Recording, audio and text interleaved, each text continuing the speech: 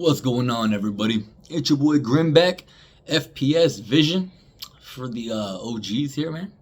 So today we're gonna be talking about, I guess, my life. Like I said, I archived a lot of those old videos, so anything personal on there is kind of gone. So let's go back through everything. I'm gonna start with where I was from. We'll get into how the spiritual side developed, what brought me to where I am now, all those kinds of things. All right, cool, man. So I was born in Chicago, 1999. Born in Chicago, stayed there for a few years, and then I moved to Italy. So I had military parents and whatnot. Moved to Italy. We were in Naples, Articana. From there, we moved to Brunswick, Maine, and we stayed there for a couple years. I went down to Virginia, and then from Virginia, I was there for a good majority, a good long time. But I traveled a lot during that time as well. So I spent some time in Montana, stayed up there for a summer or two, spent a little bit of time in Michigan, Pennsylvania, and then went back to Virginia. So when I was in Virginia, I was there dating a girl. I was with her for about 7 years. We had a house, we had, a dog, a life, all this good stuff. Didn't work out, and so I ended up moving. I came down to Atlanta. By this age, I am 21, just turning 22, somewhere in that ballpark. I want to say 21. From this point, the only potential move is maybe up to PA. If I don't go there, there's a good chance I'm going to be out in Louisiana, Texas, somewhere in that ballpark, for some work. With that being said, I'm going to start getting into more of the spiritual side, where I started, and how everything kind of branched into what it is now. So I started as a Christian. Okay, I was raised Southern Baptist, going to church. Now, with that being said, we were the type of Southern Baptists that would go to church and then, no joke, we were at Hooters right after, okay? So take that, how you will. There's a term called Sunday Christian, and that's what most people I know are. They're good Christians, not even all of Sunday, is when they're in the church.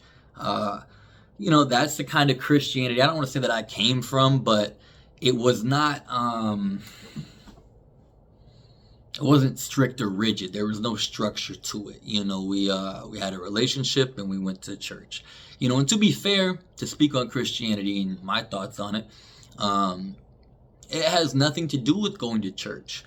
You can go to somebody's house party, once a week, every day for the rest of your life. If you don't ever have a relationship with the owner of the home, you're not getting an invite to the after parties and the holidays and, these kinds of things. So, my point being, it's about the relationship with him, not about the building. Most of that's about financial gain, and those people have their own shit coming. So after Christianity, okay, now this is going to be quite a jump. I was a Satanist. Yeah. With that, it was really out of skepticism, okay, and a disdain for Christianity. At that point, I was young, okay, and I felt like, if I don't feel anything from Jesus, he must not like me very much, which is not the right way to look at things, okay? And so I said, all right, fuck that, I'm going to go to the other side, And Satanism's cool till you really learn what it's about at the higher levels, right? And I'm not going to get into the Epstein files. I might make a video on that, actually, because I'm pretty passionate about that shit. With that being said, those higher levels of Satanism, or, more referred to as Luciferianism, or devil worshipping at that point, that's not what I was into. Fucking with kids and, shit like that, that's disgusting. That's fucking sick. You feel me? Anybody that does some shit like that, like, I'll tell you, listen, and I'll be honest, there are spirits that enjoy that type of shit. Is that anything that I will ever work with? Absolutely not. Some people just use the guise of spirituality because they're pedophiles, because they just enjoy kids. Either way, those people need to be burned. That's not magic to me. Okay. So the type of Satanist I was nothing close to that. It was, like I said, not a relationship with Satan. It was me being upset at God, if that makes sense. I was not a practicing Satanist. I did work with demons, to a degree. A book called The Lesser Key of Solomon, which is now making its rounds through TikTok and Instagram and whatnot. And I will give you guys a warning on that. Those spirits are very real. They're contractual. And most of the time, think about it. They've been around since the beginning of humanity. They know how to manipulate you. You might think you're smarter, but you're not. They'll give you just enough to keep you coming back. And then when you stop, you don't see results, then, you might really see something, but they're contractual.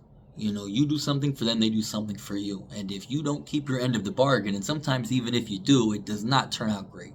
The reason people go to them, for one, is to really maim people, or for money or for lust or things like this. And they work quick in those departments, but for one, it takes years to be able to actually contact one of these kings or, these presidents, these higher legions of these demons. I don't necessarily like that word, but, for the sake of the Christianity aspect here. What typically happens is people put a request out, and I don't want to drop any names in this, but one of these big spirits might see that and send somebody else, send somebody small to go check it out. You're not offering something huge. He don't owe you anything. And so he might just send somebody little, and give you just enough to think you really met the real one. You see what I'm saying? So most people don't understand there's levels to that shit. I ended up seeing some results with it. It's not what I enjoyed.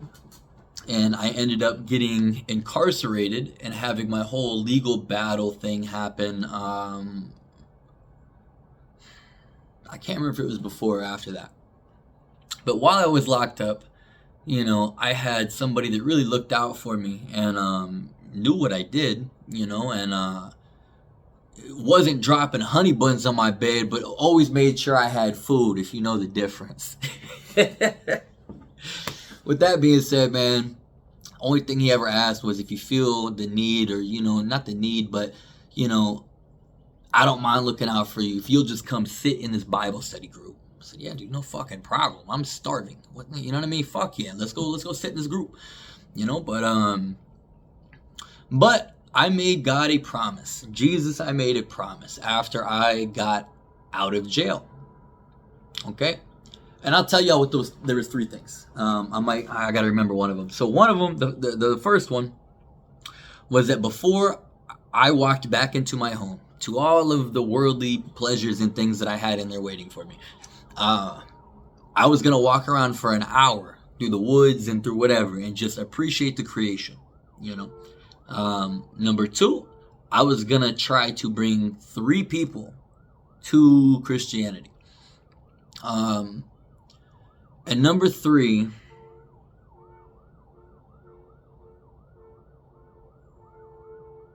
had something to do with fasting, something like that.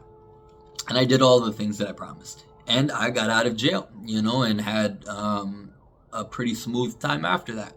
Looking back, could there have been intervention there? Absolutely. My eyes weren't trained at that time to see those things, though. So eventually, I still didn't really feel any type of connection. I felt like I was wearing the cross as a decoration, and I'm not going to do that. So I started looking into older religions, things that were not Abrahamic religions, meaning Judaism, Christianity, any Mormonism, any offshoots of European religion. I have a lot of culture in my family and in my blood. I know how I look. Now, with that being said, I started looking into what's called root work, conjure, hoodoo. This has been practiced by many people, by the Appalachian granny folk, by the slaves in the South, by the Native Americans, and these original concepts come from Congo in Africa. that were brought over and then kind of spread through there. It is not really it's not a religious structure. There's no pantheon of, there are spirits, but it's not a religious structure. A lot of what they do is psalms, things in the Bible, using nature, using the land, taking something like thyme and orange peel, putting those things around to bring in money. You'll see people doing cinnamon and things by their front door, brown sugar, things like this to attract money. This is all working with the earth, working with nature, working with voodoo. And a lot of it, all of it, the strength not only comes from your will, but from your ancestors and the ancestors that brought these traditions over. I was fortunate enough to find a really good book called Working Conjure by Hoodoo Sen Moise. I'm a little biased, but it's the best conjure book I've ever fucking read. You guys should go check it out. He did an amazing job of encompassing not only the history, but some good beginning things you guys can do to see results in it. That works for me. With that being said, he did readings for people like George Lopez, and he had, a lot of different, big people that would come to him and take him up on his spiritual work, his readings and whatnot. He had a shop in the French Quarter of New Orleans. He passed a couple years back, and that without him, I would have none of this. I'd have nothing. Rest in peace to Hoodoo Sen Moise. With that being said, he introduced me to his best friend, who is now my best friend and my godfather and my godbrother. And with Hoodoo Sen Moise, he guided me in the early stages of conjure, and my mind wasn't ready for some of the concepts that are involved. There's killing powder. There's things to really hurt people. And at the time, I hadn't seen those things work super effectively, not necessarily that I wasn't killing anybody, you know what I mean? But as far as spiritual work. And so he would give me half recipes, things that would work, but wouldn't maim somebody because he knew this shit works, And so I asked him after a couple months, excuse me.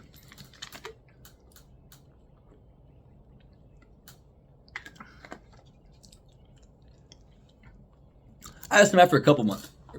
Months. I said, hey, Zen, what's the next step for me? I want to keep going. I love this. I really enjoy it. I'm seeing results. What do I do now? And he said, well, if you're serious, fly out to Omaha, Nebraska. I'll be doing a show out there. You can fly out there, meet me, meet the other people, and yeah, let me know. So I had $400 to my name. My airplane ticket was like $350 something.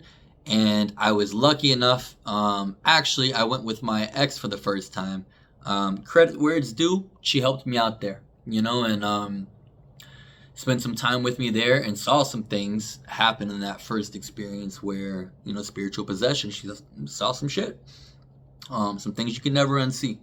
So it was a gift for both of us. But with that being said, we sat down, we had a reading, and there was an opening in Service Guinée, which means service to Guinea, Haitian voodoo, okay? I'll make a video kind of explaining the difference because you have voodoo from West Africa and Benin, you have voodoo in New Orleans and, down south Miami, and in Miami you also have Haitian voodoo, Haitian voodoo and voodoo are federally recognized religions. Voodoo is more similar to conjure, hoodoo, root work, and that it's not really a religion that you subscribe to in that sense. Some people take it there, more power to them. But there is a structure. There is a cosmology and an etymology behind voodoo and voodoo, Haitian voodoo, that explains things that, form a religion, and concepts that work, So I found that, and that's what I've been practicing now for about 7 years. I'm involved in some other religions, and, those I'm not going to speak about too much on YouTube. I'm not, I speak about the things that I know and the areas that can help people. I might teach little things here and there, but my primary focus on this channel is just to, tell stories, spread awareness to things. My next video, I'm probably going to shoot it either today or tomorrow. I came across the guy talking about you don't have to go to these home places to initiate into something, and that's bullshit. You don't have to, but here's why you should, okay? I'll tell you now, if you're going to initiate into, and let's start first with the difference of why somebody would need to initiate into something anyway, you can practice all kinds of these traditions and not be initiated. Haitian voodoo is not one of them. Ocha, like Lukumi, Santeria, Isheshe is not one of them. Almost any ADRs or ATRs, African diasporic religions or African traditional religions, require initiation. Norse paganism and some of these other pagan religions don't necessarily have a mandated initiation. Some of them still have things that you can do or that you might have to initiate later, but you can enter in and be connected to things without initiation. With these specific traditions, the ones that I have forementioned, I'm going to be the first to tell you that if you don't initiate, leave it the fuck alone. Leave it alone. Go to somebody who has initiated. These things are not a joke. Just because you haven't seen it work or you haven't seen something does not mean it's not real. Okay, people initiate for all kinds of reasons. Some people are called to these things. That's in my case what happened. I didn't go out and wake up one day and say, hey, I want to be involved in voodoo. And if I would have sat down in front of Unungan and he told me, hey, this is not for you, all due respect, I would have got up and left. Initiation is why all people, are not spiritually equal. People can become elevated without initiation. But initiation in all of these traditions has purpose, has rhyme and reason. It does something. It is designed to make a change, to connect you to something. Whether you're initiating into a bloodline, whether you're initiating into a societe, whether you're initiating into a coven, whether you're initiating it, whatever you are initiating into, you are spiritually binding yourself and connecting to the spirits of said tradition or religion. That's why it's important. Is because if you don't have that initiation, you don't have that connection, they don't fucking hear you at best. And in some cases, if they do hear you and you don't have the license to be able to control them, they're not like people. Some of these spirits are not like people, okay? Some of them are how a lot of you from a Christian background might look at things as demonic. And I'll explain why it's not. If you were to imagine the spirit of water, okay? We'll start there. You imagine something cool, something calm most of the time, right? And that's not always the case, but for this contrast, that's what we'll go with. Now, if you think of the spirit of lightning or fire, do you expect it to be timid or shy? Think about the nature of it. Does fire give a fuck? Does it care? Does it have feelings? Does it understand human nature, compassion, emotion, logic, empathy? Fuck no. Neither does lightning, and it doesn't discriminate. It's going to burn what it touches. That's just what it does. Does that make it evil? Why would it? You can cook a meal with that same thing. Same way you could burn down someone's home. Okay, but that spirit and spirits like that don't necessarily have the human understanding. And so when they come down, or when people meet them or when they do work with them, you have to have these concepts because on how to address them, on how to talk with them, on how to work with them, how to control them. If you don't have the license, you're setting fire into your home. You can't put it out. You're not trained spiritually to put that fire out.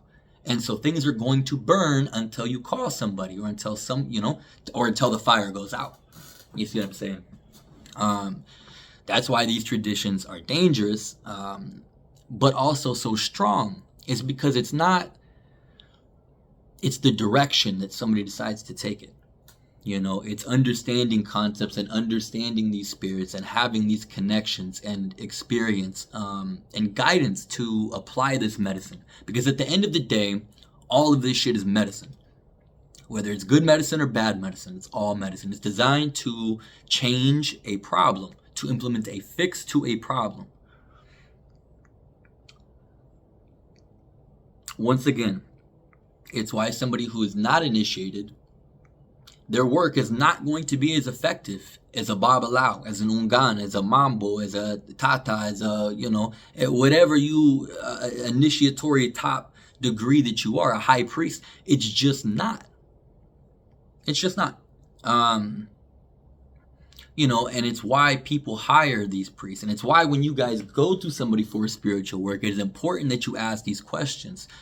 You know, if you are going to a priest in a religion, they should be able to tell you their background. They should be able to tell you their house's name. They should be able to tell you who their godfather or godmother is, their madrina, their padrino.